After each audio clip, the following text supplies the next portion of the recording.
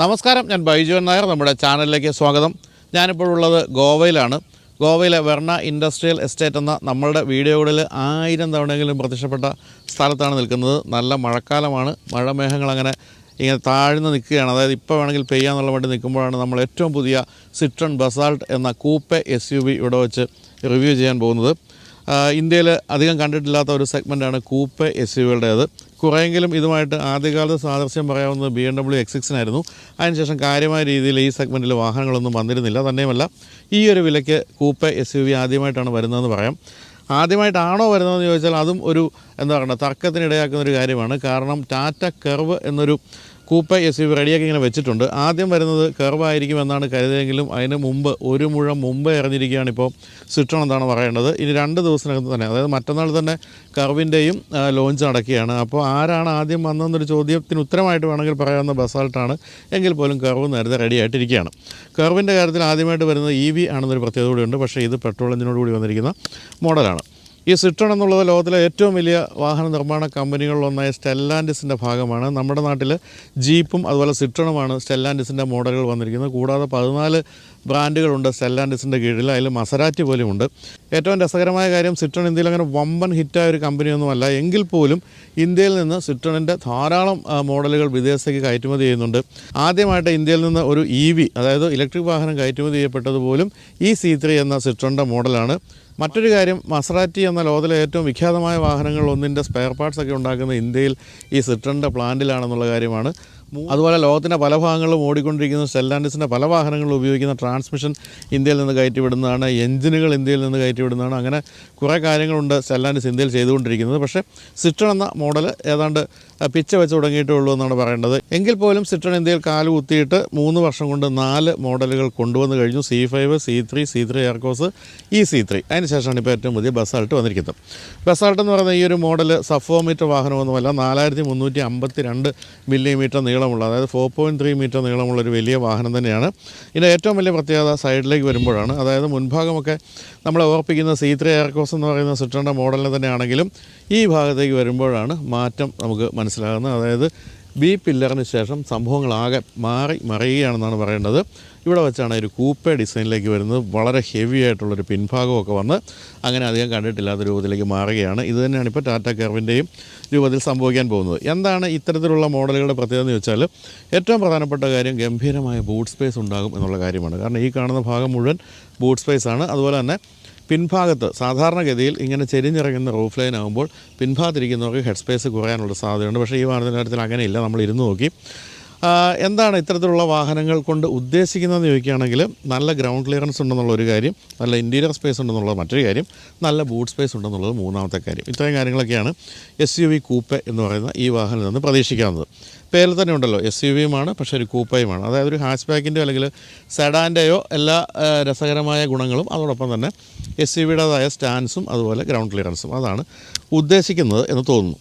എന്തായാലും സിട്രോണിൻ്റെ വാഹനങ്ങളുടെ ആദ്യം തൊട്ടുള്ളൊരു പ്രശ്നം എന്താണെന്ന് ചോദിക്കുകയാണെങ്കിൽ, പല ഫീച്ചേഴ്സും ഇല്ലായിരുന്നു എന്നുള്ള കാര്യമാണ്. വില കുറച്ച് വിൽക്കുക എന്നുള്ളതും സിട്രോണിൻ്റെ ഒരു തന്ത്രമാണ്. പലപ്പോഴും നമ്മൾ അവിശ്വസനീയമായ വിലയ്ക്കാണ് സിട്രോണിൻ്റെ വാഹനങ്ങൾ വാങ്ങിക്കുന്നത്. ഈ വാഹനത്തിൻ്റെ കാര്യത്തിൽ പക്ഷേ കുറവുകൾ കുറേയൊക്കെ നികത്തിയിട്ടുണ്ട് എന്നാണ് പറയേണ്ടത്. എങ്കിൽ പോലും ടോപ്പ് എൻഡ് മോഡൽ പോലും പുഷ് ബട്ടൺ സ്റ്റാർട്ട് ഇല്ല എന്നുള്ളത് ഒരു കുറവായിട്ട് പറയാം. അങ്ങനെയുള്ള ചില കാര്യങ്ങൾ ഇപ്പോഴും കുറവായിട്ട് തന്നെ നിലനിർത്തിയിട്ടുണ്ട്. എങ്കിൽ പോലും അത്യാവശ്യം വേണ്ട ഫീച്ചേഴ്സൊക്കെ കൊടുത്തിട്ടുമുണ്ട്. ഇത്രയൊക്കെയാണ് വെർണ ഇൻഡസ്ട്രിയൽ എസ്റ്റേറ്റിൽ നിന്നുകൊണ്ട് തുടക്കത്തിൽ പറയാവുന്നത്. ഇനി വാഹനത്തിൻ്റെ രൂപഭാവങ്ങൾ നമുക്കൊന്ന് അടുത്ത് കാണാം.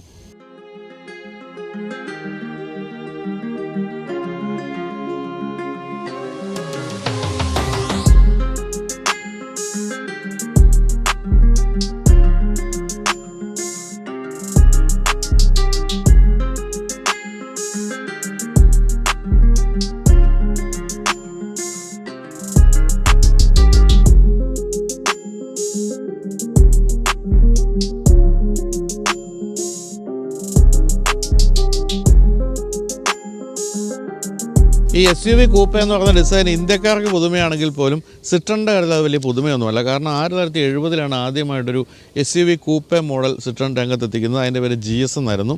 GSന് ശേഷം C4, പിന്നെ C4ൻ്റെ പല വേരിയൻറ്റുകൾ, അവസാനം C4X, അങ്ങനെ പല മോഡലുകളിലായിട്ട് ഈ ഒരു SUV കൂപ്പ ഡിസൈൻ സിട്രൺ കൊണ്ടുവന്നിട്ടുണ്ട്. ഇപ്പോൾ C4X എന്ന് ഞാൻ അവസാനം പറഞ്ഞ ആ മോഡലിൻ്റെ ഏതാണ്ടൊരു വകഭേദമായിട്ടാണ് നമുക്ക് ഏറ്റവും പുതിയ ബസാൾട്ടിനെ കാണാവുന്നത്. ബസാൾട്ട് എന്ന ഈ വാക്കിൻ്റെ അർത്ഥം എന്ന് പറയുന്നത് വോൾക്കാനിക് റോക്ക് എന്നാണ്. ഈ കറുത്ത നിറത്തിൽ വോൾക്കാനോയിൽ നിന്ന് ഒഴുകി വരുന്ന ലാവയിൽ രൂപപ്പെടുന്ന റോക്കുകൾ എന്നാണ് പറയേണ്ടത്. അതായത് അതിന് വളരെ കരുത്തുറ്റതായിരിക്കും. തന്നെയല്ല സാധാരണ പാറയിൽ നിന്ന് വ്യത്യസ്തമായിട്ട് കുറച്ച് തിളക്കമുള്ളതായിരിക്കും, കാണാൻ ഭംഗിയുള്ളതായിരിക്കും. അതൊക്കെയാണ് ബസാൾട്ട് എന്ന ആ ഒരു റോക്കിൻ്റെ പ്രത്യേകത. അങ്ങനെ ഒരു റോക്കിൻ്റേതായ ശക്തി ഒക്കെ ഇതിനുണ്ടെന്നായിരിക്കാം കമ്പനി പറഞ്ഞു വരുന്നത്. അത് നമുക്കൊന്ന് ഓടിച്ച് നോക്കുമ്പോഴേ മനസ്സിലാക്കാൻ സാധിക്കുകയുള്ളൂ. എന്തായാലും ഞാനിപ്പോൾ എനിക്ക് തോന്നുന്നു രാവിലെ ഒരു 60-70 കിലോമീറ്ററോളം ഓടിച്ചിട്ടാണ് വന്നത്. ഒന്ന് രണ്ട് ചെറിയ പ്രശ്നങ്ങൾ തോന്നി ഒഴിച്ചാൽ വാഹനം മൊത്തത്തിൽ നല്ലതാണ് എന്നാണ് ബോധ്യപ്പെട്ടത്. എന്തൊക്കെയാണ് പ്രശ്നങ്ങൾ നമുക്ക് തുടർന്ന് പറയാം. എന്തായാലും ഇപ്പോൾ മുൻഭാഗം കാണുമ്പോൾ നിങ്ങൾ ഓർക്കുന്നത് C3 എയർകോസ് എന്ന മോഡലിനെ തന്നെ ആയിരിക്കും. പക്ഷേ C3 എയർകോസിൽ ഇല്ലാതിരുന്നൊരു കാര്യം ഇതിൽ വന്നിട്ടുണ്ട്. അത് LED പ്രൊജക്ടർ ഹെഡ്ലാമ്പാണ്. സിട്രണിൻ്റെ വാഹനങ്ങൾ പൊതുവെ നഷ്ടമായിരുന്ന സാധനങ്ങൾ തിരിച്ചു വരികയല്ല, ആദ്യമായിട്ട് കൊണ്ടുവരുന്നതിൻ്റെ ലക്ഷണങ്ങളൊക്കെയാണ് ആ കാണുന്നത്. അങ്ങനെ LED പ്രൊജക്ടർ ഹെഡ്ലാമ്പ് വന്നു. പിന്നെ LED ഡേറ്റ റണ്ണിംഗ് ലാമ്പ് വന്നു. ഈ ഒരു V ഷേപ്പുള്ള LED data running lamp മറ്റൊരു പ്രത്യേകതയായിട്ട് പറയാം. നല്ല ഭംഗിയാണ് ഓടി വരുമ്പോൾ ദൂരെ നിന്ന് കാണുമ്പോൾ. 2 പാർട്ടായിട്ടാണ് ഗ്രില്ല് കൊടുത്തിരിക്കുന്നതെന്ന് പറയാം. ഇവിടെ ഒന്ന് കൂടാതെ വലിയൊരു എയർ ഡാം താഴെയായിട്ട് കാണാം. C3 എയർകോസിൻ്റെ ഏതാണ്ട് രൂപം തന്നെയാണ് ഗ്രില്ലിനെങ്കിൽ പോലും ചില എലവൻസ് വ്യത്യാസമുണ്ട്. അത് പെട്ടെന്ന് നോക്കിയാൽ മാത്രമേ നമുക്ക് മനസ്സിലാവുകയുള്ളൂ. എന്തായാലും ഈ ഒരു ഭാഗം എന്ന് പറയുന്നത് പൂർണ്ണമായും സിട്രണിൻ്റെ തനത് രൂപത്തിൽ തന്നെ ഉള്ളതാണ്. ഇവിടെ സിട്രണിൻ്റെ മനോഹരമായ ആ ഒരു ലോഗോ ഇൻ്റഗ്രേറ്റ് ചെയ്ത് വന്നിരിക്കുകയാണ്.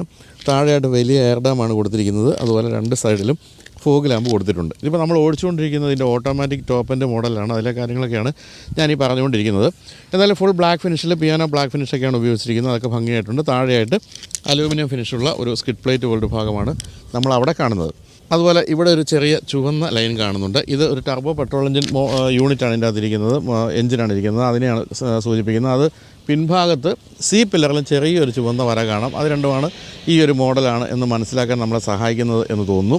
എന്തായാലും കാര്യമായ രീതിയിൽ കട്ടുകളും ഗ്രീസുകളും ഒക്കെ ഉണ്ട്. വളരെ പവർഫുള്ളായ ഒരു വാഹനത്തിൻ്റെ ലക്ഷണങ്ങളൊക്കെയാണ് ഇത്തരത്തിലുള്ള കാര്യങ്ങളൊക്കെ കാണിക്കുന്നത്. അതുപോലെ ഇതും സിട്രണിൻ്റെ രീതിയാണ്. ഈ ഒരു ബോണറ്റിലുള്ള ഇങ്ങനെ ഒരു കുഴിച്ചെടുത്തൊരു ഭാഗം എന്ന് പറയാവുന്നത്, അതും ഭംഗിയായിട്ടുണ്ട്. അങ്ങനെ മുൻഭാഗത്ത് നോക്കുമ്പോൾ ശരിക്കും ഒരു SUVയുടെ രൂപം തന്നെയാണ് ഈ വാഹനത്തിന് കൊടുത്തിരിക്കുന്നത്. ഭംഗിയായിട്ടുണ്ട്. പിന്നെ ചെറിയ കുറവുകളൊക്കെ ഉണ്ടായിരുന്നത് മുൻഭാഗത്ത് നികത്തപ്പെട്ടിട്ടുമുണ്ട്. എന്തായാലും സൈഡ് പ്രൊഫൈൽ നമുക്ക് ആദ്യം ബോധ്യമാവുക ഇതിൻ്റെ ഗ്രൗണ്ട് ക്ലിയറൻസ് ആയിരിക്കും. 180 മില്ലിമീറ്ററാണ് ഗ്രൗണ്ട് ക്ലിയറൻസ് കൊടുത്തിരിക്കുന്നത്. 17 ഇഞ്ച് അലോയാണ്. അലോയ് വീലിൻ്റെ രൂപവും ഭംഗിയായിട്ടുണ്ട്. 17 ഇഞ്ച് വീലൊക്കെ കൊടുക്കാമായിരുന്നു എന്ന് തോന്നുന്നു. കാരണം വാഹനം അത്യാവശ്യം വലിപ്പമുള്ളതാണല്ലോ. എങ്കിലും മോശമില്ല എന്നാണ് പറയേണ്ടത്. അതുപോലെ സിട്രണിൻ്റെ മറ്റു വാഹനങ്ങളുടെ എല്ലാം കൃത്യമായൊരു റൗണ്ടിലാണ് വീലാർച്ച് വന്നിരിക്കുന്നതെങ്കിൽ ഇത് കുറച്ച് സ്ക്വയറിഷ് ആയിട്ടാണ് കൊടുത്തിരിക്കുന്നത്. അതും ഒരു SUV ലുക്ക് കൂട്ടുന്നുണ്ടെന്നുള്ളൊരു സംശയമില്ല. ഇവിടെ ക്ലാഡിങ്ങാണ്, നല്ല വലിയ ക്ലാഡിങ്ങാണ് താഴെ കൂടി അങ്ങേ അറ്റം വരെ നീളുന്നത്. അതിനിടയ്ക്ക് ഈ ഭാഗത്തെ കട്ടുകളും ഒക്കെ രസകരമായിട്ടുണ്ട്. ഇതെല്ലാം വളരെ ബോൾഡായിട്ടുള്ള ലുക്കാണ് സമ്മാനിക്കുന്നത്. അതുപോലെ ഇവിടെയൊക്കെ ക്ലാഡിങ് ഈ ഭാഗത്ത് കൊടുത്തിരിക്കുന്നു. ആ ക്ലാഡിങ്ങിൻ്റെ വലിപ്പം ഒന്ന് കട്ട് ചെയ്യാൻ വേണ്ടി ഒരു ചെറിയ സ്റ്റീൽ ഫിനിഷ് അവിടെ കൊടുത്തിരിക്കുന്നു. ഇതിപ്പോൾ ഡ്യുവൽ പെയിൻ്റുള്ള മോഡലാണ്. അതുകൊണ്ട് തന്നെ മേൽഭാഗത്ത് ബ്ലാക്ക് ഫിനിഷ് കാണുന്നു. ഇവിടെ സൈഡ് വ്യൂ മിറേഴ്സിനൊക്കെ ബ്ലാക്ക് ഫിനിഷ് കൊടുത്തിരിക്കുന്നു. അതിൽ ടേൺ ഇൻഡിക്കേറ്റേഴ്സ് കൊടുത്തിട്ടുണ്ട്. പിന്നെ നമ്മൾ C3യിൽ കണ്ട പോലെ തന്നെയുള്ള ഡോർ ഹാൻഡിലാണ് ഈ വാഹനത്തിലും കൊടുത്തിരിക്കുന്നത്. അതിലൊന്നും മാറ്റം വരുത്തിയിട്ടില്ല. അങ്ങനെ നോക്കുമ്പോൾ ഗ്രില്ലിൻ്റെയൊക്കെ ഒരു ചെറിയ വ്യത്യാസമൊക്കെ ഒഴിച്ചു നിർത്തിയാൽ ഏതാണ്ട് ഈ ഭാഗം വരെ C3 എയർകോസ് തന്നെയാണ് എന്നാണ് പറയേണ്ടത്. പക്ഷേ പിന്നിലേക്ക് വരുമ്പോൾ കാര്യങ്ങൾ ആകെ മാറുകയാണെന്ന് ഞാൻ പറഞ്ഞല്ലോ. ഈ ഭാഗത്തേക്ക് എത്തുമ്പോൾ എല്ലാ ഡിസൈൻ കോൺസെപ്റ്റുകളെയും മാറ്റിമറിച്ചുകൊണ്ടുള്ള രൂപമാണ് വരുന്നത്. ഈ ഭാഗത്താണ് ഞാൻ മുൻഭാഗത്ത് കണ്ട ആ റെഡിൻ്റെ ഒരു തുടർച്ചയായിട്ടുള്ള ഭാഗം ഇവിടെ കാണുന്നത്. അതുപോലെ ഈ ഭാഗത്തുമൊക്കെ ചെറിയ എലമെൻ്റൊക്കെ കൊടുത്ത് ഈ ഒരു വലിയ വലിപ്പം കുറയ്ക്കാനൊന്ന് ശ്രമിച്ചിട്ടുണ്ട്. ഇവിടെ സ്ക്വയറിഷ് ആയിട്ടുള്ള വീലാർച്ചാണ് നമ്മൾ കാണുന്നത്. എന്തായാലും അതുപോലെ തന്നെ ഉൾഭാഗത്ത് എത്രത്തോളം സ്പേസ് ഉണ്ടെന്നുള്ളതും വളരെ വ്യക്തമാണ്. Side profile 2651 millimetre wheel base ഉണ്ട്. അത് മോശമായ വീൽ ബേസ് അല്ല, അത് മുഴുവൻ നമുക്ക് അവിടെ കാണാം. പിൻഭാഗത്തേക്ക് വരുമ്പോൾ എനിക്ക് ഏറ്റവും ഇഷ്ടപ്പെട്ട ഈ വാഹനത്തിന് ഏറ്റവും ഇഷ്ടപ്പെട്ടൊരു കാര്യം എന്ന് പറയുന്നത് ഈ ഭംഗിയുള്ള അല്ലെങ്കിൽ വളരെ വ്യത്യസ്തമായ രീതിയിലുള്ള ടെയിൽ ലാമ്പാണ്. അത് LED ടെയിൽ ലാമ്പാണെന്ന് മാത്രമല്ല അതിന് 3D എഫക്റ്റും കൊടുത്തിട്ടുണ്ട്. അത് കൂടുതൽ വ്യക്തമാകുന്ന രാത്രിയിലാണ് എന്ന് മാത്രമേ ഉള്ളൂ. അത് വളരെ ഭംഗിയായിട്ടുണ്ട്. അപ്പോൾ അതിനിടയ്ക്ക് നമ്മളിങ്ങനെ നിൽക്കുമ്പോൾ ഒരു കാറ് വന്ന് ഇവിടെ നിൽക്കുന്നു. ആ കാറിൽ നിന്നും ഒരു യുവതി ഇറങ്ങിയിട്ട് ഇവിടെ കാണുന്ന എല്ലാ തെരുവ് പട്ടികൾക്കും ഫുഡ് കൊടുത്തുകൊണ്ടിരിക്കുകയാണ്. ആ കാറ് കണ്ടപ്പോൾ തന്നെ എല്ലാ നായ്ക്കളും കൂടി പുറകെ ഓടിച്ചെന്നു. സ്ഥിരമായിട്ട് ഇവിടെ നടക്കുന്ന സംഭവമാണെന്ന് തോന്നുന്നത്. ഇറച്ചി കഷ്ണമൊക്കെയാണെന്ന് തോന്നുന്നു ഇട്ട് കൊടുക്കുന്നുണ്ട്. അതിൻ്റെ ഇടയ്ക്ക് അവർ തമ്മിൽ വഴക്ക് നടക്കുന്നുണ്ട്, പട്ടികൾ തമ്മിൽ. എന്തായാലും കൊള്ളാം. നല്ലൊരു കാര്യം. തെരുവ് പട്ടികൾക്ക് ഫുഡ് കൊടുക്കുന്നത് പ്രോത്സാഹിപ്പിക്കുന്നത്, തെരുവ് പട്ടികളെ പ്രോത്സാഹിപ്പിക്കുന്നത് ശരിയായ കാര്യമല്ല. കാരണം അവർ ഈ പറഞ്ഞ മനുഷ്യർ ഉപദ്രവിക്കുന്നൊക്കെ ഉണ്ടെങ്കിൽ പോലും അവർക്ക് ആഹാരം കഴിക്കണമല്ലോ. എന്തായാലും നമുക്കിനി ബസാൾട്ടേക്ക് വരാമല്ലോ. നമ്മുടെ അന്നം മുടങ്ങും. അവിടുത്തെ പട്ടികൾക്കൊക്കെ അന്നം കിട്ടി, നമുക്ക് കിട്ടണമെങ്കിൽ ഇതൊക്കെ ചെയ്യണമല്ലോ. അപ്പോൾ എന്തായാലും പിൻഭാഗം വളരെ രസകരമാണ്. രസകരം എന്ന് മാത്രമല്ല വ്യത്യസ്തവുമാണ്. ആ യുവതി എല്ലാ തെരുവ് പട്ടികൾക്കും പേര് ഇട്ടിട്ടുണ്ട്. ഒരുത്തം വരാൻ വൈകിയപ്പോഴത്തേക്കും വിളിച്ചു വരുത്തി ആഹാരം കൊടുക്കുകയാണ്. ഇനി അടുത്ത കക്ഷിയെ വിളിച്ചുകൊണ്ടിരിക്കുകയാണ്. എല്ലാം കഴിഞ്ഞിട്ട് നമുക്ക് ബസാൾട്ടിൻ്റെ ബാക്കി കാര്യങ്ങൾ പറയാൻ പറ്റുള്ളൂ തോന്നുന്നു. അപ്പോൾ എന്തായാലും ഇനി പിൻഭാഗത്തേക്ക് വരാം. അതിമനോഹരമായ പിൻഭാഗം, വ്യത്യസ്തമായ പിൻഭാഗം എന്നൊക്കെ പറയാം. ശരിക്കും പറഞ്ഞാൽ ഒരു വളരെ പ്രീമിയമായിട്ടുള്ളൊരു വാഹനത്തിൻ്റെ പിൻഭാഗം എന്നാണ് പറയേണ്ടത്. ആ രീതിയിലുള്ള കട്ടുകളൊക്കെയാണ് കൊടുത്തിരിക്കുന്നത്. ഇവിടെയും സിട്രോണിൻ്റെ ലോഗോയും അതുപോലെ തന്നെ പേരൊക്കെ എഴുതിയിരിക്കുന്നു. ബസാൾട്ട് എന്നുള്ള ബാഡ്ജിങ് ഇവിടെ കാണാം.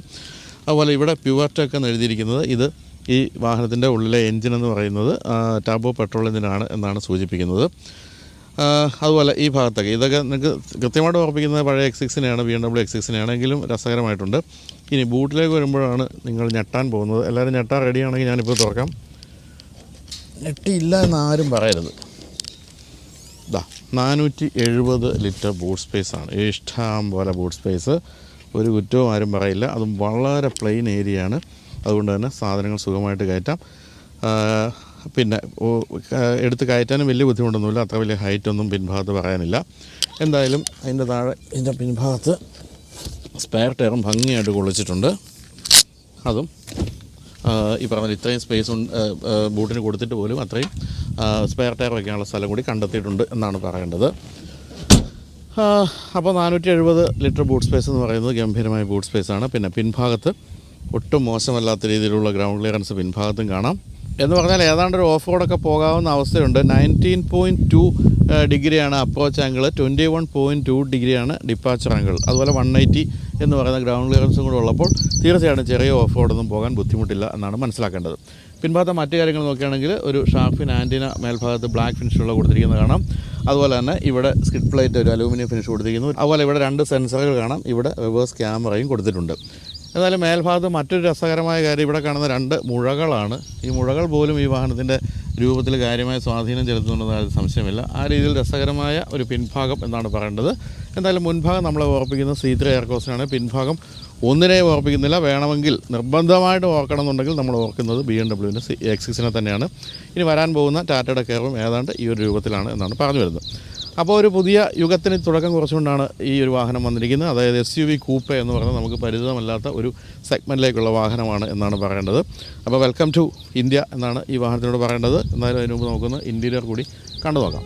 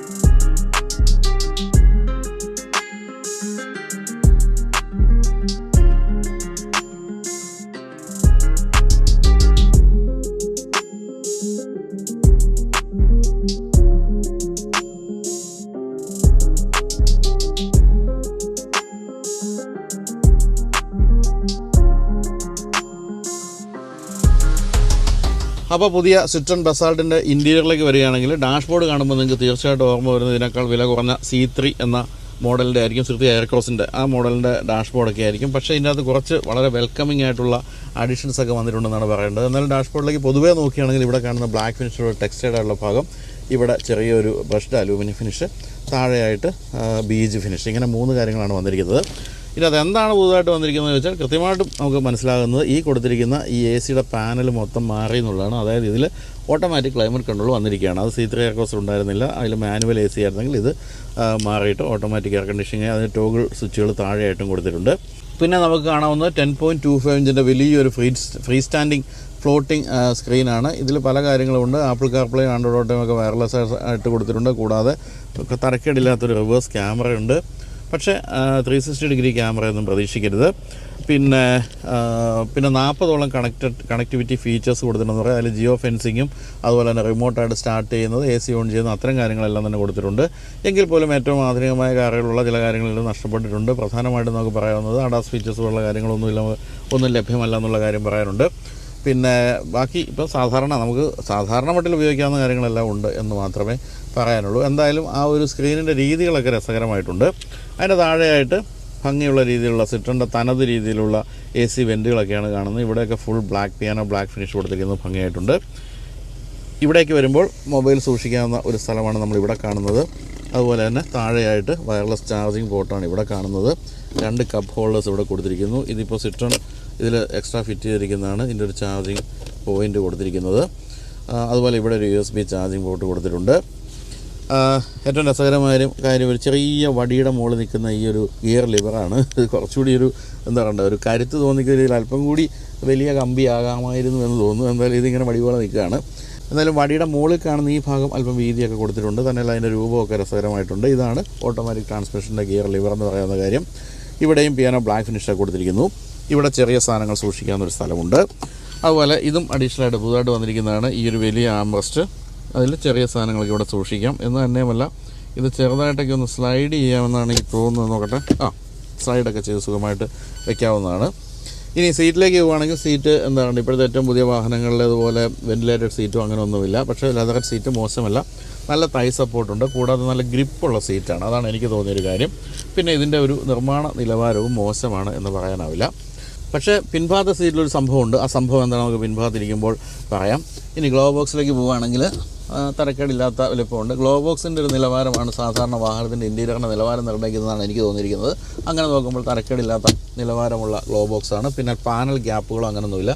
എല്ലാ ഒരു ഫ്രഞ്ച് വാഹനത്തിൻ്റെ നിർമ്മാണ നിലവാരത്തിൽ തന്നെയാണ് പോകുന്നത്. ഇനി നമ്മൾ ഡോർ പാഡിലേക്ക് പോവുകയാണെങ്കിൽ 1-2 ബോട്ടിലൊക്കെ വയ്ക്കാവുന്ന സ്ഥലമുണ്ട്. പിന്നെ തരക്കേടില്ലാത്ത ഭംഗിയുള്ള രീതിയിലൊക്കെയാണ് അതിൻ്റെയും ഒരു ഡിസൈൻ കൊടുത്തിരിക്കുന്നതെന്നാണ് പറയേണ്ടത്. മറ്റൊരു വലിയ മിസ്സിങ് നിങ്ങൾക്ക് ഇപ്പോൾ തോന്നിയിട്ടുണ്ടാകും. അത് തീർച്ചയായിട്ടും പനോരമിക് സൺറൂഫിൻ്റെ ആണ്. എനിക്ക് തോന്നുന്നു ഈ കൂപ്പേ സ്റ്റൈൽ വാഹനങ്ങളിൽ സൺറൂഫ് കൊണ്ടുപോയി എളുപ്പമല്ല. കാരണം റൂഫ് ഇങ്ങനെ ക്ലിങ് എന്ന് പോവുകയാണല്ലോ. അതുകൊണ്ട് സിംഗിൾ പെയിൻ വേണമെങ്കിൽ കൊടുക്കാമായിരുന്നു എന്നല്ലാതെ പനോരമിക്കിനുള്ള സാധ്യതയില്ലെങ്കിൽ പോലും സിംഗിൾ പെയിൻ പോലും കൊടുത്ത് അത്തരമൊന്നും ബുദ്ധിമുട്ടൊന്നും ഉണ്ടാക്കിയിട്ടില്ല കസ്റ്റമേഴ്സിന് സിട്രൺ എന്നാണ് പറയേണ്ടത്. സീറ്റുകൾ നമുക്ക് മാനുവലിയാണ് അഡ്ജസ്റ്റ് ചെയ്യാവുന്നത്. പിന്നെ ഹൈറ്റും തരക്കേടില്ലാത്ത രീതിയിൽ ഉയർത്താൻ പറ്റും മാനുവലി. ഇത്രയുമൊക്കെയാണ് പറയാനുള്ളത്. ഇനി നമുക്ക് സ്റ്റിയറിംഗ് വീലിലേക്ക് പോകാം. സ്റ്റിയറിംഗ് വീല് കൃത്യമായി നമ്മൾ എപ്പോഴും കാണുന്ന ആ ഒരു C3 എയർ കോസ്റ്റിൻ്റെ അതേ സ്റ്റിയറിംഗ് വീലാണ് കൊടുത്തിരിക്കുന്നത്. 2 സൈഡിലും മെനുവും കാര്യങ്ങളൊക്കെ ഉണ്ട്. എന്തായാലും ക്രൂയിസ് കൺട്രോളൊന്നും കൊടുത്ത് നമ്മളെ പരിപോഷിപ്പിച്ചിട്ടില്ല. ബാക്കി ചെറിയ ചെറിയ കാര്യങ്ങളൊക്കെ ഉള്ളൂ. അതായത് വോളിയം കൺട്രോളുകളും അതുപോലെ തന്നെ ഹാൻഡ്സ് ഫ്രീ ഫോണിൻ്റെയും മറ്റും സ്വിച്ചുകളൊക്കെ നമ്മൾ കാണുന്നുള്ളൂ. എന്തായാലും ഇതിൻ്റെ ഒരു രൂപവും അതുപോലെ തന്നെ ലെതർ ആപ്ഡാണെന്നുള്ള കാര്യങ്ങളൊന്നും മോശമല്ലാത്ത സംഭവം വരുന്നുണ്ട്. ഇവിടെ 7 ഇഞ്ചിൻ്റെ ഒരു TFT സ്ക്രീനാണ് നമുക്ക് മീറ്റർ കൺസോളിൻ്റെ ഭാഗത്ത് കാണാവുന്നത്. അതിൽ അത്യാവശ്യം വേണ്ട ഇൻഫർമേഷനുകളൊക്കെ കൊടുത്തിട്ടുണ്ടെന്നല്ലാതെ വലിയ കാര്യങ്ങളൊന്നും കൊടുത്തിട്ടില്ല. പക്ഷേ അതിൻ്റെ ഒരു വ്യക്തതയും കളറുകളും ഒക്കെ രസകരമാണ് എന്നേ പറയാനുള്ളൂ. ഈ സൈഡിലേക്ക് വരുമ്പോൾ ഇവിടെ സൈഡ് വ്യൂ മിറേഴ്സിൻ്റെ അഡ്ജസ്റ്റ്മെൻറ്റുകളൊക്കെയാണ് കാണുന്നത്. ഇത് ഫോൾഡബിളുമാണ് എന്നുള്ള ഒരു ഗുണം കൂടിയുണ്ട്. സിട്രൻ്റെ പല വാഹനങ്ങളിലും അടുത്ത കാലത്ത് പോലും ഇത്തരത്തിലുള്ള കാര്യങ്ങളൊന്നും വന്നിരുന്നില്ല. പിന്നെ ഞാൻ പറഞ്ഞില്ല, ഇപ്പോൾ ഏറ്റവും വില കുറഞ്ഞ വാഹനങ്ങളിൽ പോലും കാണുന്ന രീതിയിലുള്ള സ്റ്റാർട്ട് സ്റ്റോപ്പ് സ്വിച്ചൊന്നും കൊടുത്തിട്ടില്ല. അതിന് പകരം കീ ഇട്ട് തന്നെയാണ് സ്റ്റാർട്ട് ചെയ്യുന്നത്. അതൊക്കെ ഒന്ന് ഒഴിവാക്കാവുന്ന കാര്യമായിരുന്നു എന്ന് തോന്നുന്നു. ഇവിടെ ഏതായാലും നമുക്ക് വാഹനം ഐഡലിങ്ങിലൊക്കെ നിൽക്കുമ്പോഴേക്കും എൻജിൻ ഓഫാകുന്ന സിസ്റ്റമുണ്ട്. അത് വേണമെങ്കിൽ ഓഫ് ചെയ്ത് വയ്ക്കുകയും ചെയ്യാം. ഇത്രയൊക്കെയാണ് നമുക്ക് മുൻഭാഗത്ത് പറയാവുന്നത്. എന്തായാലും വളരെ താഴ്ന്ന സീറ്റിംഗ് പൊസിഷനൊന്നുമല്ല, നല്ല വിസിബിലിറ്റി ഉണ്ട്. അതുകൊണ്ട് തന്നെ ഒരു SUVയുടേതായ ഭാവങ്ങളെല്ലാം നമുക്ക് ഉൾഭാഗത്തിരിക്കുമ്പോഴും ബോധ്യപ്പെടും എന്നുള്ള കാര്യത്തിൽ സംശയമില്ല. അപ്പോൾ ഇനി വിശാലമായ പിൻഡോർ തുറന്ന് നമുക്ക് പിൻഭാഗത്തേക്ക് പ്രവേശിക്കാം. പിൻഭാഗത്തിരിക്കുമ്പോൾ നമ്മളെ സന്തോഷിപ്പിക്കുന്ന കാര്യം ലെഗ് സ്പേസ് ആണ്. ഇഷ്ടം പോലെ ലെഗ് സ്പേസ് ആണ് കൊടുത്തിരിക്കുന്നത്. കൃത്യമായിട്ട് പറഞ്ഞാൽ 980 മില്ലിമീറ്റർ ലെഗ് റൂം ഉണ്ട് പിൻഭാഗത്ത് നിന്നാണ് കമ്പനി പറയുന്നത്. തീർച്ചയായിട്ടും ഗംഭീരമാണ്. ഇതിൻ്റെ പിൻഭാഗ യാത്ര എന്ന് പറയുന്നത് തീർച്ചയായിട്ടും നമ്മളെ സന്തോഷിപ്പിക്കുന്നുള്ള സംശയമില്ല. അത്രയും വിശാലമായ പിൻഭാഗമാണ് കൊടുത്തിരിക്കുന്നത്. AC വെൻറ്റുകൾ പിൻഭാഗത്തേക്ക് വന്നിട്ടുള്ളത് മറ്റൊരു പ്രത്യേകതയാണ്. അതുപോലെ തന്നെ 2 USB ചാർജിങ് പോർട്ടുകൾ നമുക്കിവിടെ കൊടുത്തിരിക്കുന്നു. അതും വളരെ സൗകര്യപ്രദമാണ്. എങ്കിലും ഒരല്പം ഉയർന്ന സെൻട്രൽ ടണലാണെന്ന് പറയാതിരിക്കാനാവില്ല. കുട്ടികൾക്കായിരിക്കും അവിടെ ഇരിക്കാൻ കൂടുതൽ സുഖം. പക്ഷേ 3 പേർക്ക് ഇരിക്കാവുന്ന രീതിയിൽ തന്നെയാണ് മറ്റു കാര്യങ്ങളെല്ലാം കൊടുത്തിരിക്കുന്നത്. 3 സീറ്റ് ബെൽറ്റ് ഉൾപ്പെടെയുള്ള കാര്യങ്ങൾ കൊടുത്തിട്ടുണ്ട്. സീറ്റ് വളരെ കംഫർട്ടബിളാണെന്ന് മാത്രമല്ല, ഇതിലാണ് ഞാൻ നേരത്തെ സൂചിപ്പിച്ച ആ ഒരു സുന ഉള്ളത്. ആ സുന എന്താണെന്ന് ചോദിച്ചാൽ, ആ ഭാഗത്തേക്ക് നോക്കിയാൽ നിങ്ങൾക്ക് അവിടെ ഒരു ചെറിയ ഹാൻഡിൽ പോലൊരു കാര്യം കാണാം. ആ അഡ്ജസ്റ്റ്മെൻറ്റിനെ കമ്പനി വിളിക്കുന്നത് സ്മാർട്ട് ടിൽറ്റ് കുഷൻ എന്നാണ്. അതായത് നമ്മളെപ്പോഴും ദീർഘദൂര യാത്രയിൽ നമുക്കുണ്ടാകാവുന്ന ബുദ്ധിമുട്ടെന്ന് പറയുന്നത് ഈ ഒരു തൈ സപ്പോർട്ട് കുറവാണെന്നുള്ളൊരു പ്രശ്നമാണ്. അതായത് തുട ഇങ്ങനെ സീറ്റുമായിട്ട് ചേർന്നിരിക്കുക എന്നുള്ളത് പല വാഹനങ്ങളിലും കുറവാണ്.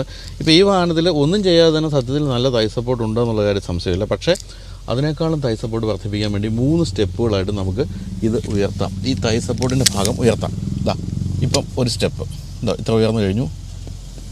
2 സ്റ്റെപ്പായി. 3 സ്റ്റെപ്പ് നിൽക്കണം അവിടെ. 3 സ്റ്റെപ്പ്. ഈ 3 സ്റ്റെപ്പ് ഉയരുമ്പോൾ ഈ ഭാഗത്ത് നിങ്ങൾക്ക് കാണാൻ ഒരു വലിയ ഗ്യാപ്പ് വന്നിരിക്കുന്നത്. 87 മില്ലിമീറ്ററാണ് നമുക്കിങ്ങനെ 3 സ്റ്റെപ്പിലായിട്ട് ഉയർത്താവുന്നത്. അങ്ങനെ 3 സ്റ്റെപ്പും ഉയർത്തി കഴിയുമ്പോൾ ഞാനൊന്ന് ഉയർത്തി ഇരുന്ന് നോക്കട്ടെ. 1 2 3 3 സ്റ്റെപ്പ് ഉയർത്തി കഴിഞ്ഞാൽ വളരെ സുഖപ്രദമാണ്. കാലങ്ങനെ ചേർന്നിരിക്കും.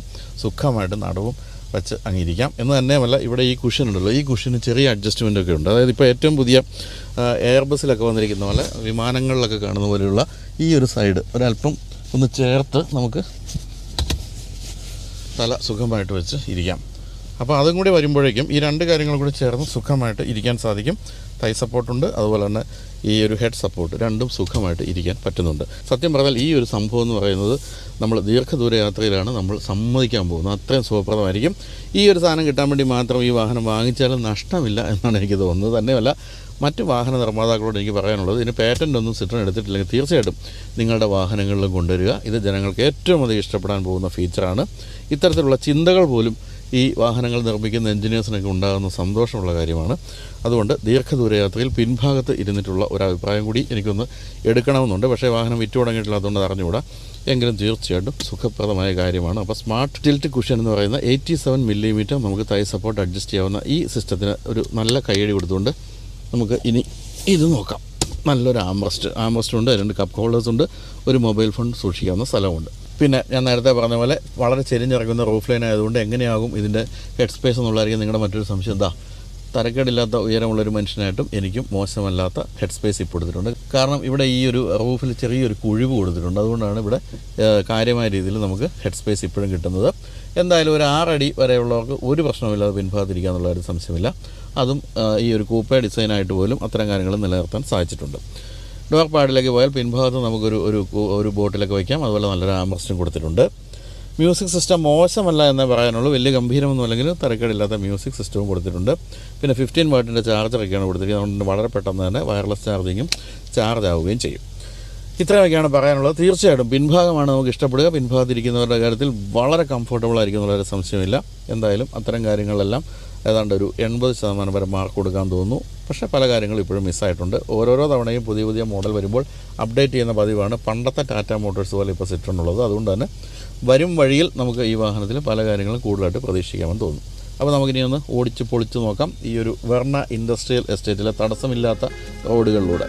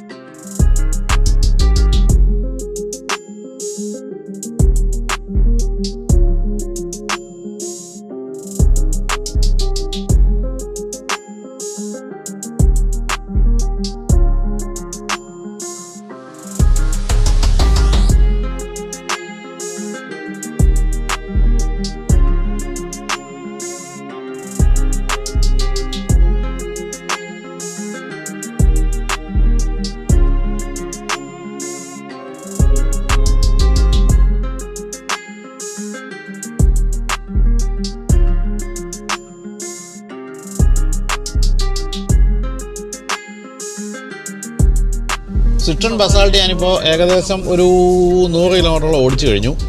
എന്താണ് ഫസ്റ്റ് ഇംപ്രഷൻ എന്ന് ചോദിക്കുകയാണെങ്കിൽ, എൻജിൻ കുറച്ച് കുറച്ച് നോയ്സിയാണ്. അതായത് നമ്മൾ ആക്സിലേറ്റർ കാര്യമായിട്ടൊന്ന് റേവ് ചെയ്യുമ്പോഴത്തേക്കും അല്പം നോയ്സിയാണ്. ഒരല്പം റിഫൈൻമെൻറ്റ് കുറവാണെന്ന് തോന്നിയേക്കാം ഒന്ന് റേവ് ചെയ്ത് കഴിയുമ്പോൾ. പക്ഷേ അതിനുശേഷം ഗിയർ ഷിഫ്റ്റുകൾ അങ്ങനെ 4th 5th എത്തുമ്പോൾ വളരെ സ്മൂത്ത് ആകുന്നുണ്ട്. പിന്നെ ശരിക്കും പറഞ്ഞാൽ ഈ 6 സ്പീഡ് ഓട്ടോമാറ്റിക് ഗിയർ ബോക്സിൻ്റെ ഗുണങ്ങളെല്ലാം നമ്മൾ അനുഭവിച്ചു തുടങ്ങുകയും ചെയ്യും. നല്ല ഗംഭീരമായ ഒരു ഫ്ലോയിൽ അങ്ങ് വാഹനം ഓടിപ്പോകുന്ന രീതിയിൽ തോന്നും. പക്ഷേ തുടക്കത്തിൽ കുറച്ച് റിഫൈൻമെൻറ്റ് കുറവല്ലേ, കുറച്ച് സൗണ്ട് കൂടുതലല്ലേ എന്ന് തോന്നിയാൽ അതിൽ അത്ഭുതമില്ല, അതങ്ങനെ തന്നെയാണ്. ഈ വാഹനത്തിൽ ഏറ്റവും പ്രധാനപ്പെട്ട എനിക്ക് ഇഷ്ടപ്പെട്ട ഒരു കാര്യം എന്ന് വെച്ച് കഴിഞ്ഞാൽ സീറ്റിംഗ് പൊസിഷനാണ്. വളരെ കമാൻഡിങ് സീറ്റിംഗ് പൊസിഷനാണ്. നമുക്ക് സീറ്റിൻ്റെ ഹൈറ്റൊക്കെ അഡ്ജസ്റ്റ് ചെയ്ത് സുഖമായിട്ടിരിക്കാം. അതുപോലെ നല്ല വിസിബിലിറ്റിയാണ്, നല്ല ഗ്ലാസ് ഏരിയ ഉണ്ട്, താഴ്ന്ന ഡാഷ്ബോർഡാണ്. അതുകൊണ്ട് ഫ്രണ്ടിലും വിസിബിലിറ്റിക്ക് ഒട്ടും കുറവില്ല. ഇപ്പോൾ ഞാൻ പറഞ്ഞല്ലോ, ഇത് നമ്മൾ ഓടിച്ചുകൊണ്ടിരിക്കുന്നത് ടർബോ പെട്രോൾ എഞ്ചിൻ മോഡലാണ്. നാച്ചുറലി ആസ്പിറേറ്റഡ് പെട്രോൾ എഞ്ചിൻ മോഡലുണ്ട് 82 bhp. അതൊന്നും പക്ഷേ നമുക്ക് കാണാൻ പോലും തന്നിട്ടില്ല, അത് ഈ കൂടെ ഇല്ല എന്നാണ് പറയേണ്ടത്. സിട്രോണിൻ്റെ എഞ്ചിനുകൾ വളരെ വിഖ്യാതമായ എഞ്ചിനുകളാണ്. ഞാൻ തുടക്കത്തിൽ പറഞ്ഞല്ലോ, ഇത് 2 ലക്ഷം എഞ്ചിനുകളോ മറ്റാണ് ഒരു വർഷം ഇന്ത്യയിൽ നിന്നും സിട്രോണിൻ്റെ വകയായിട്ട് കയറ്റുമതി ചെയ്ത് പോകുന്നത് ലോകത്തിൻ്റെ പല ഭാഗങ്ങളിലേക്കും. അപ്പോൾ യൂറോപ്പിലുള്ളവർ പോലും സിട്രോണിൻ്റെ വാഹനങ്ങൾ ഓടിക്കുമ്പോൾ ഇന്ത്യയിൽ നിർമ്മിച്ച എഞ്ചിനുകളാണ് അതിലുള്ളതെന്നുള്ളത് നമുക്ക് സന്തോഷമുള്ള കാര്യമാണ്. ട്രാൻസ്മിഷനും അങ്ങനെ തന്നെ 3 ലക്ഷം ട്രാൻസ്മിഷൻ മറ്റാണ് ഒരു വർഷം ഇന്ത്യയിൽ നിന്ന് നിർമ്മിച്ച് വിടുന്നത്. മസറാറ്റി പോലും ഉപയോഗിക്കുന്നത് ഇന്ത്യയിൽ നിർമ്മിച്ച ഘടക ഭാഗങ്ങളാണ് എന്നൊക്കെ പറയുന്നത് സന്തോഷമുള്ള കാര്യമാണ്. അതുപോലെ EVകളും ആദ്യമായിട്ട് കയറ്റുമതി ചെയ്ത് ഇന്ത്യയിൽ നിന്ന് കയറ്റുമതി ചെയ്ത് സിട്രോൺ. അങ്ങനെയുള്ള പല കാര്യങ്ങളും സിട്രോണെ പറ്റി പറയാനുണ്ട്. 100 വർഷത്തിലധികം പഴക്കമുള്ള കമ്പനിയാണെന്നുള്ള മറ്റൊരു കാര്യം. ഇങ്ങനെയൊക്കെയുള്ള ഒരു കമ്പനിയിൽ നിന്ന് നമ്മൾ പ്രതീക്ഷിക്കുന്ന തരത്തിലുള്ള കുറേ കാര്യങ്ങളുണ്ട്. അത്തരം കുറേ കാര്യങ്ങളില്ലായിരുന്നു സിട്രോണിൻ്റെ ആദ്യകാലം വന്ന വാഹനങ്ങളിൽ എന്നുള്ളതായിരുന്നു ഒരു വലിയ സെറ്റ് ബാക്ക് നേരിട്ടത്. പക്ഷേ അതിനുശേഷം ഇപ്പോൾ എല്ലാ മോഡലുകളിലും പല കാര്യങ്ങളും ആഡ് ചെയ്ത് വരുന്നുണ്ട്. പക്ഷേ തുടക്കത്തിൽ ഫീച്ചേഴ്സ് കുറവായിരുന്നു എന്നുള്ളത് തീർച്ചയായിട്ടും വിൽപ്പനയിൽ വലിയൊരു ഇടിവ് സംഭവിക്കാൻ കാരണമായിട്ടുണ്ട്. പക്ഷേ എങ്കിലും ഒട്ടും തളരാതെ മുന്നോട്ട് പോവുകയാണ് സിട്രോൺ. തളരരുത് രാമൻകുട്ടി എന്ന് പറഞ്ഞ പോലെയാണ് കാര്യങ്ങൾ. കാരണം എങ്ങനെ പോയാലും പല തരത്തിലുള്ള മോഡലുകൾ കൊണ്ടുവന്ന് ഇന്ത്യയിൽ ശക്തമായി വിപണി പിടിക്കാൻ പറ്റുമെന്ന് തന്നെയാണ് സിട്രോൺ പ്രതീക്ഷിക്കുന്നത്, പ്രത്യേകിച്ച് EVകളുടെ കാര്യത്തിൽ. ഇനിയിപ്പോൾ നമുക്ക് മറ്റു കാര്യങ്ങളിലേക്ക് പോകുകയാണെങ്കിൽ ഇൻറ്റീരിയറിൻ്റെ സ്പേസൊക്കെ നിങ്ങൾ കണ്ടു കഴിഞ്ഞു. ഇഷ്ടംപോലെ സ്പേസ് ഉണ്ട്. അതുപോലെ തന്നെ വളരെ മികച്ച നിർമ്മാണ നിലവാരമുണ്ട്. അത്തരം കാര്യങ്ങളൊന്നും യാതൊരു കുറ്റവും പറയാനില്ല. എഞ്ചിനിലേക്ക് പോവുകയാണെങ്കിൽ 1.2 ലിറ്റർ പെട്രോൾ എഞ്ചിനാണ്. 2 പവർ ഓപ്ഷൻസ് നമുക്ക് ലഭിക്കുന്നത്. 82 bhp എഞ്ചിൻ 115 ന്യൂട്ടൺ മീറ്ററാണ്. അത് നാച്ചുറലി ആസ്പിറേറ്റഡ് ആണ്. പക്ഷേ നമ്മളിപ്പോൾ ഓടിച്ചുകൊണ്ടിരിക്കുന്ന ടർബോ പെട്രോൾ 110 bhp ആണ്. അതിൻ്റെ മാനുവൽ ഗിയർ ബോക്സ് ഉള്ള മോഡൽ 190 ന്യൂട്ടൺ മീറ്ററാണ് മാക്സിമം ടോർക്കെങ്കിൽ. 6 സ്പീഡ് ടോർക്ക് കൺവെർട്ടർ നമ്മളിപ്പോൾ ഓടിച്ചുകൊണ്ടിരിക്കുന്ന ഈ ഒരു മോഡലാണെങ്കിൽ അതിന് 205 ന്യൂട്ടൺ മീറ്ററാണ് മാക്സിമം ടോർക്ക്. മൈലേജിലേക്ക് വേണമെങ്കിൽ 18 കിലോമീറ്ററാണ് നാച്ചുറലി ആസ്പിറേറ്റഡ് പെട്രോൾ എഞ്ചിനിൽ മൈലേജ് കമ്പനി പറയുന്നത്. ടർബോ പെട്രോളിൻ്റെ മാനുവലിന് 19.5. നമ്മളിപ്പോൾ ഓടിച്ചുകൊണ്ടിരിക്കുന്ന ടർബോ പെട്രോൾ എഞ്ചിൻ്റെ 6 സ്പീഡ് ഓട്ടോമാറ്റിക് ഗിയർ ബോക്സിൽ 18.7 കിലോമീറ്റർ പെർ ലിറ്ററുമാണ് കമ്പനി പറയുന്ന അല്ലെങ്കിൽ എയറായി പ്രഖ്യാപിച്ചിരിക്കുന്ന മൈലേജ്. മാക്സിമം പവർ ലഭിക്കുന്ന 5500 RPM-ലാണ്. അതുപോലെ മാക്സിമം ടോർക്ക് 1750 RPM-നാണ് ലഭിക്കുന്നത്. എന്തായാലും മികച്ച മിഡ് റേഞ്ച് ഉള്ള വാഹനമാണ്. അതുകൊണ്ട് സിറ്റിയിലൊക്കെ ഡ്രൈവ് നല്ല രസകരമായിട്ട് ഓടിക്കാൻ പറ്റുന്നുണ്ട്.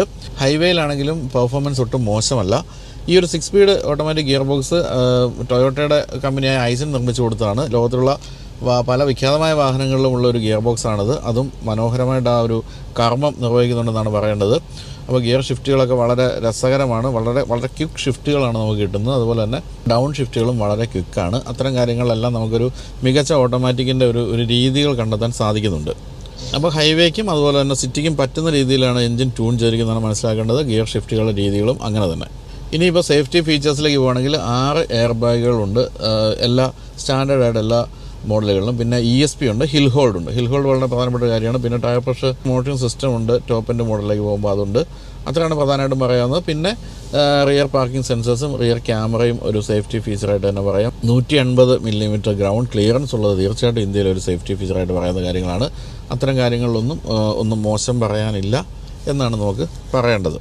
അങ്ങനെ മൊത്തത്തിൽ തരക്കേടില്ലാത്തൊരു വാഹനമെന്നാണ് പറയേണ്ടത്. ഇപ്പോഴും ചില കുറവുകളുണ്ട് തീർച്ചയായിട്ടും. സൺറൂഫ് ഇല്ല എന്നുള്ളൊരു കുറവായിട്ട് പറയുന്ന കാര്യമാണ്. സ്റ്റാർട്ട് സ്റ്റോപ്പ് സ്വിച്ച് ഇല്ല എന്നുള്ളത് കുറവായിട്ട് പറയാവുന്ന കാര്യമാണ്. അത്തരം ചില കുറവുകൾ തീർച്ചയായിട്ടും ഉണ്ടെങ്കിൽ പോലും സിട്രോണിൻ്റെ കാര്യത്തിൽ എപ്പോഴും അമ്പരപ്പിക്കുന്ന വിലയുടെ കാര്യത്തിലാണ്. വില ഒരല്പം കുറവാണെങ്കിൽ ഇത്തരത്തിലുള്ള ചെറിയ ചില കാര്യങ്ങളില്ലാത്തത് നമുക്ക് ക്ഷമിക്കാൻ സാധിക്കും. കാരണം അത്രയും മികച്ച ഒരു നിർമ്മാണ നിലവാരമുള്ള വാഹനമാണ്. ലോകമെമ്പാടും അംഗീകരിക്കപ്പെട്ട എഞ്ചിനുണ്ട്. പിന്നെയുള്ള സസ്പെൻഷൻ തീർച്ചയായിട്ടും സിട്രോണിൻ്റെ മാജിക് കാർപ്പറ്റ് എഫക്റ്റ് ഉള്ള സസ്പെൻഷൻ എന്ന് പറയുന്നത് വളരെ വിഖ്യാതമാണ്. ഈ വാഹനത്തിലും അത് തന്നെയാണ് കൊടുത്തിരിക്കുന്നത്. അതിനെപ്പറ്റി അതുകൊണ്ട് ഞാൻ കൂടുതൽ പറയുന്നില്ല. സ്റ്റെബിലിറ്റിയൊക്കെ പക്കയാണ്. നല്ല വേഗതയിൽ നമ്മൾ വാഹനം ഓടിച്ചു. എത്ര കിലോമീറ്ററാണെന്ന് ഞാൻ പറയുന്നില്ല. കാരണം ഗോവയിലും ഉണ്ട് MVD. അതുപോലെ തന്നെ നല്ല വളവുകൾ വീശി ഈ ഗോവയിലെ ചെറിയ റോഡുകളിലൂടെയൊക്കെ ഇഷ്ടം പോലെ ഓടി. അപ്പോഴെല്ലാം മനസ്സിലായത് സ്റ്റെബിലിറ്റിയുടെ കാര്യത്തിലും ഒട്ടും മോശമല്ല എന്നുള്ള കാര്യമാണ്. അങ്ങനെ വിലയും ടോപ്പിൻ്റെ ഒരു 15-16 ലക്ഷം രൂപ നിൽക്കുകയാണെങ്കിൽ വാല്യൂ ഫോർ മണിയാണ് ഈ വാഹനം എന്നുള്ള കാര്യം സംശയമില്ല. അതുപോലെ തന്നെ ഒരു പുതിയ സെഗ്മെൻറ്റും ഇതിലൂടെ തുറക്കുകയാണ് എന്നുള്ള കാര്യവും മനസ്സിലാക്കുക.